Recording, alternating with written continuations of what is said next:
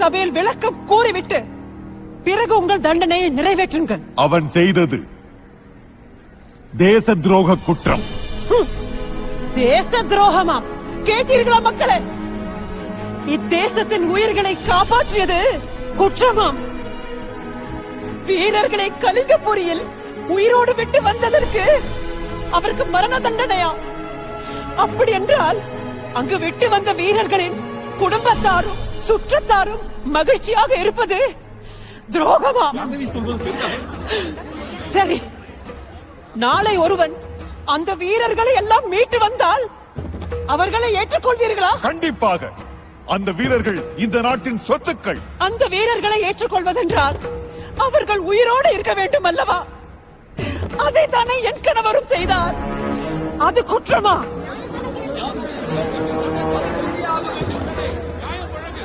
இன்று அது குற்றம். நாளை ஒருவன் மீட்டு வரட்டும், அப்பொழுது பார்க்கலாம். அப்படி மீட்டு வந்தால் இன்று மாண்டவர் மீண்டும் வருவாரா? அல்லது என் கணவரை நீதான் மீட்டு தருவாயா? மீட்டு வருபவர்கள் கேட்டதை தருவோம். உன் உயிரை கேட்டால் மன்னரையை எதிர்த்து பேசுவதா? திமிர் பிடித்த பேச்சு. இழுத்துச் செல்லுதல் இங்கிருந்து. விடுங்கள், என்னை விடுங்கள், அல்லது என்னையும் அவரோடு சேர்த்து.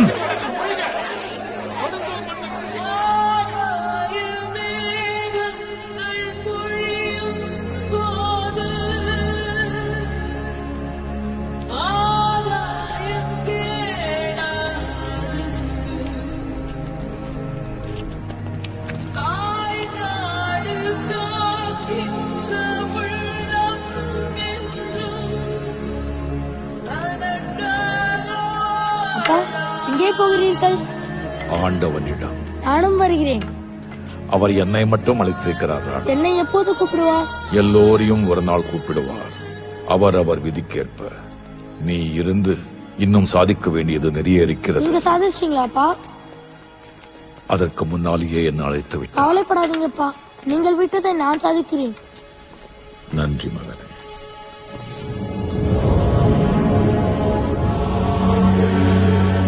அப்பா, அப்பா, அப்பா, அப்பா.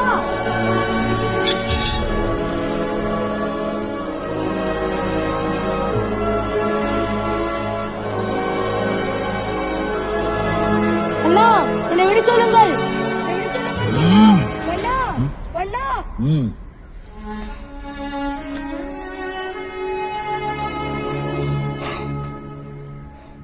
பத்திரமாக போய் வாருங்களப்பா.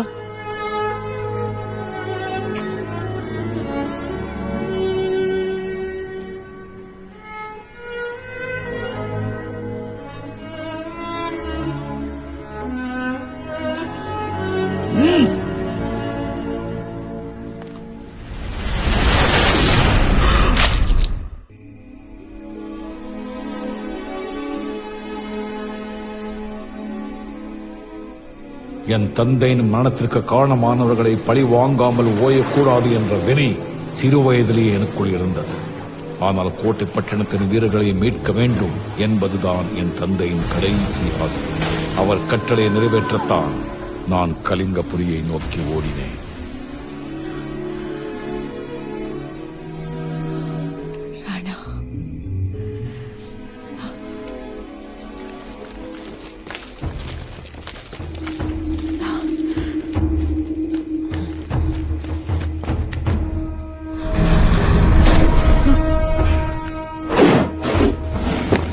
என் மகளையும் என்னிடமிருந்து பிரிக்க நினைக்கிறாயா? எக்காலமும் உன் கனவு பலிக்காது. நான் பகல் கனவு காண்போதல்ல, பலிக்காமல் இருக்க. இனி நீ கனவே காண முடியாது. உறங்கினால் தானே. எப்பொழுதும் விழித்துக் கொண்டே இருக்கிறேன் உன்னை பழிவாங்க. என்னை பழிவாங்க போகிறாயா? இங்கிருந்து தப்பிக்கலாம் என்று நினைத்துக் கூட பார்க்காதே. 2 முறையும் வாரிசுகளால் நீ தப்பியதை நினைத்து பார்க்கிறேன். முதல் முறை உன்னை கொல்ல முயற்சித்த போது என் தங்கையின் கணவன், அதாவது உன்னுடைய மகன், உன்னுடன் விழுந்து உன்னை காப்பாற்றி விட்டார். அடுத்த முறை தவறான நேரத்தில் என் காதலி உன் மகள் உன்னறைக்கு வந்து உன்னை காப்பாற்றி விட்டார். இனி உனக்கு எந்த வாய்ப்பும் அமையாது. என் அன்பு மன்னா, வாய்ப்புகள் அமையாது, நாம் தான் அமைத்துக் கொள்ள வேண்டும். உன்னை போல் இனி ஒருவன் எனக்கு மனதால் கூட தீங்கு நினைக்க கூடாது. நாளை சூரிய உதயம், மக்கள் மத்தியில் உனக்கு மரண தண்டனை. மக்கள் மத்தியில் எனக்கு மரண தண்டனையா? அதே மக்கள் நினைத்தால் அந்த மரணத்திற்கே தண்டனை கொடுத்து அனுப்பிவிடுவார்கள்.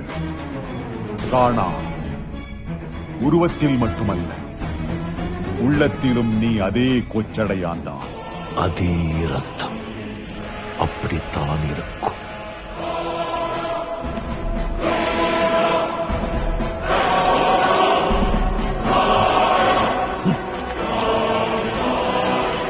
இனி இவன் காவலுக்கு மனிதர்கள் வேண்டாம், கொடிய மிருகங்களை கொண்டு உலவ விடுங்கள்.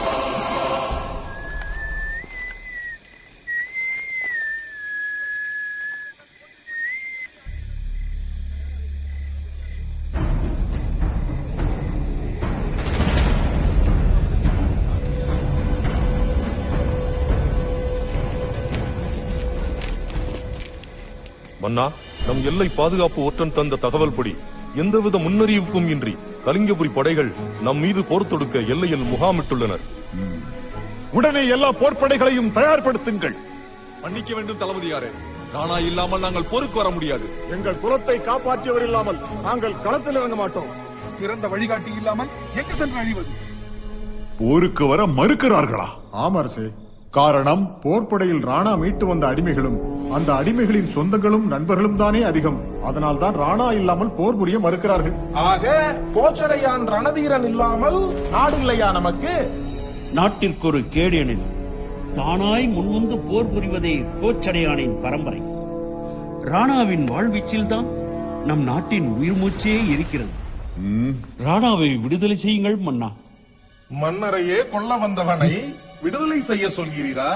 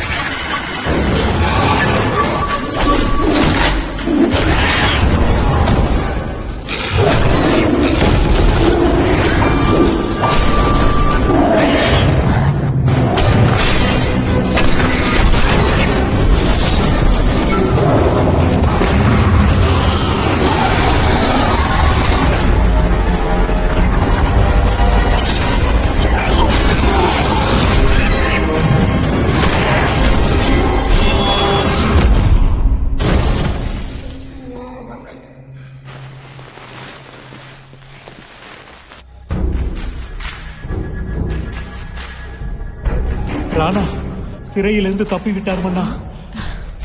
என்ன? உடனடியாக ராணா எங்கிருந்தாலும் தேடி பிடிக்க வேண்டும். போர் தொடுப்பது பற்றி ஆலோசனை செய்து சொல்லி அனுப்புவோம். முதலில் ராணா. உத்தரவு மன்னா. கோபம் கொள்வதால் காரியம் கைகூடாது மன்னா. நான் ஒரு சிறிய யோசனை சொல்லட்டுமா? தங்கள் மகளின் ஜாதகம் பற்றி ஜோதிடர் கூறியது நினைவிருக்கிறதா?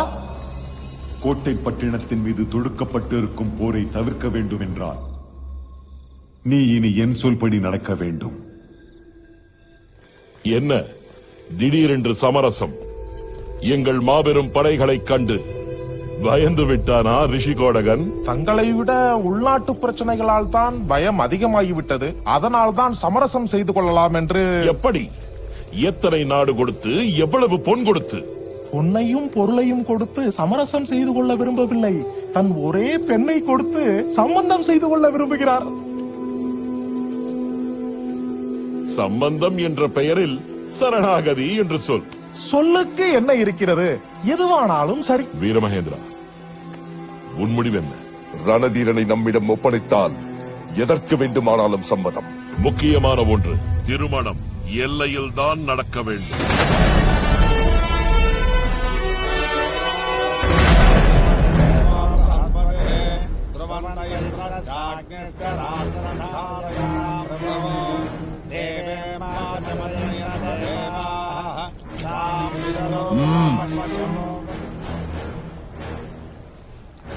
எனதருமை குடிமக்களே, எனக்கு பிறகு கோட்டை பட்டணத்தை ஆளப்போகும் பட்டத்தை அளித்து எனது மகள் வதனாதேவியை பட்டத்து இளவரசியாக இருநாட்டார் முன் மனப்பூர்வமாக அறிவிக்கிறேன்.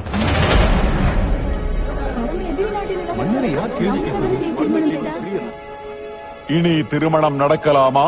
எம்மக்களுக்கு விளக்க வேண்டாமா?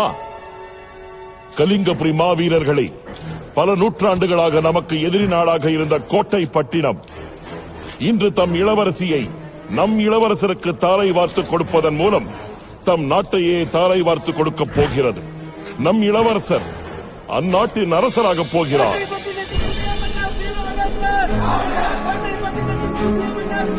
தந்தை, உங்கள் நிபந்தனையை நிறைவேற்றிவிட்டார்கள். ஆனால் என் நிபந்தனைப்படி கோச்சடையான் ரணதீரனை அவர்கள் இன்னும் ஒப்படைக்கவில்லை. அவன் தண்டனைக்கு பயந்து நாட்டில் எங்கோ ஒளிந்து கொண்டிருக்கிறான்.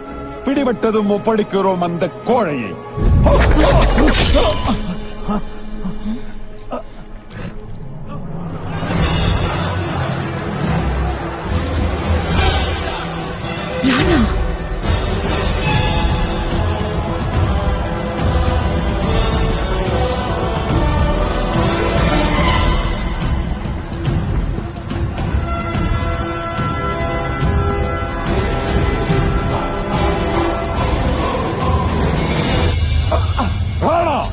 மரியாதையாக சரணடைந்து விடு.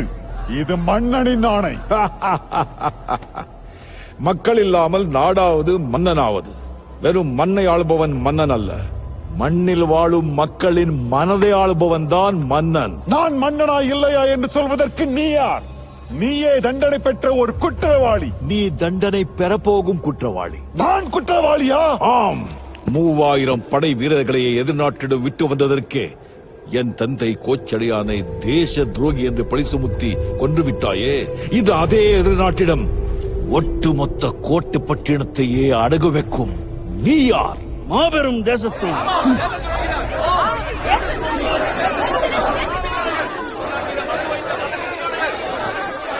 நாடகம் நடந்து முடிந்து விட்டதா?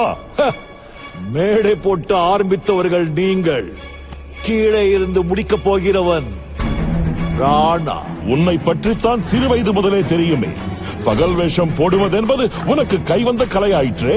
ஆம், வேஷம் போடவே பிறந்தவன். இதில் பகல் என்ன இரவென்ன, இருக்கும் வரை ஓயாது இந்த கைவந்த கலை. எங்கள் பகையும் இந்த ஜென்மத்தில் ஓயாது. வீரர்களே, இந்த மக்கள் கூட்டத்தை விரட்டி அடித்து பிடியுங்கள் அந்த ராணாவை. உன்னுடைய ஆட்களுக்கு பயந்து ஓடிவிடும் கூட்டம் அல்ல இது. உங்களை விரட்டி அடிக்க போகும் கூட்டம். கோட்டை பட்டினத்து சிங்கங்களே, காட்டுங்கள் உங்க சுயஸ்வரூபத்தை.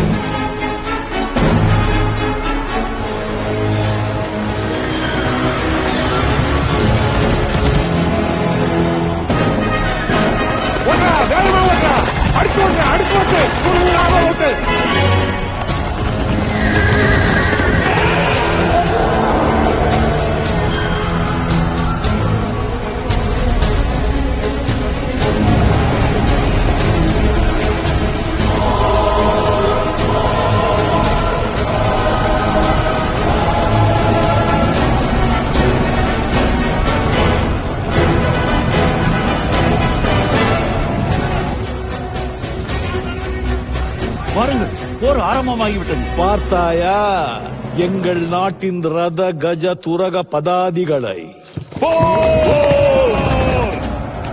சம்போ மகாதேவா!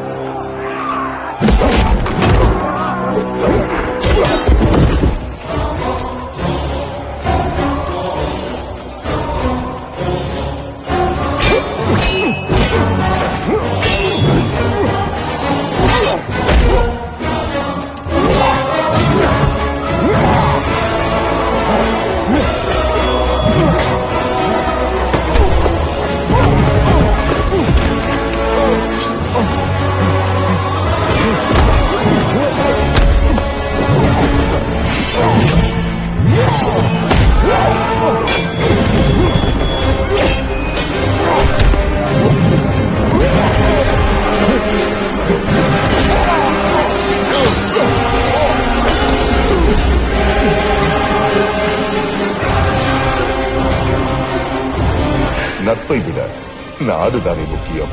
நட்பை விட நாடுதானே முக்கியம். நீ சொல்லிய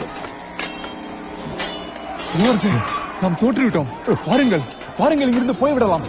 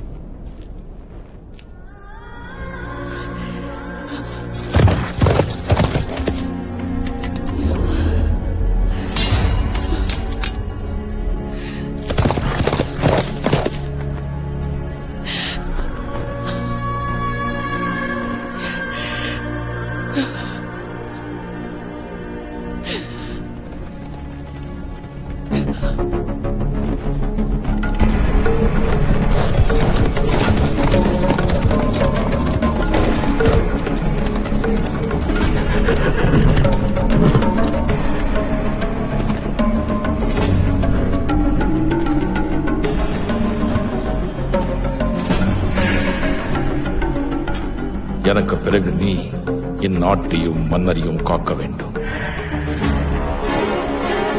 சேனா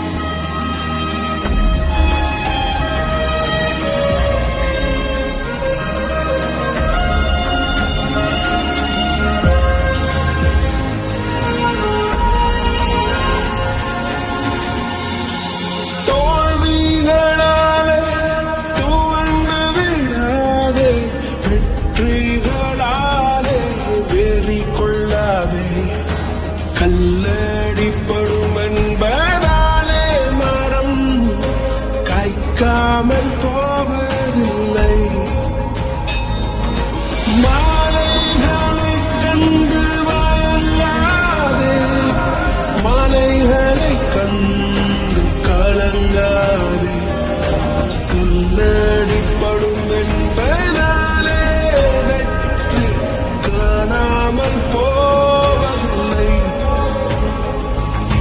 காற்றே காற்றே நீ தூங்குவதே இல்லை, கர்ம வீரனே வீரனே நீ ஓய்வதே இல்லை. வாழ்வே வாழ்வே நீ தீருவதே இல்லை, இந்த வாழ்விலே சத்தியம் தோற்பதே இல்லை. நின்ற இடத்தில் நிற்க வேண்டுமா, நீ ஓடிக்கொண்டே இரு. நிம்மதி வாழ்வு வேண்டுமா, நீ பாடிக்கொண்டே இரு. ஆயமேகங்கள் பொழியும் போது ஆதாயம் கேளாது, தாய்நாடு காக்கின்ற உள்ளம் என்றும் தனக்காக வாழாது, தனக்காக வாழாது, தனக்காக வாழாது. காற்றே காற்றே நீ தூங்குவதே இல்லை, கர்ம வீரனே வீரனே நீ ஓய்வதே இல்லை. வாழ்வே வாழ்வே நீ தீருவதே இல்லை, இந்த வாழ்விலே சத்தியம் தோற்பதே இல்லை.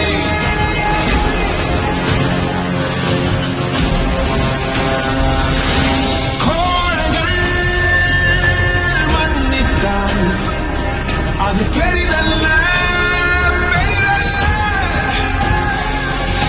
வீரர்கள் மன்னித்தால் அது வரலாறு வரலாறு.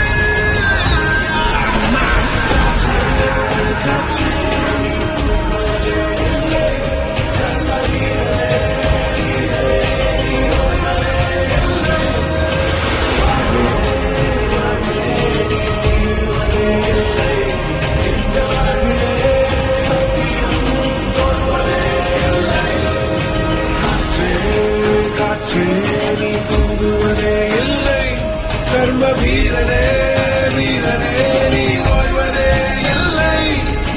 வாழ்வே வாழ்வே நீ தீருவதே இல்லை, இந்த வாழ்விலே சத்தியம் தோற்பதே இல்லை.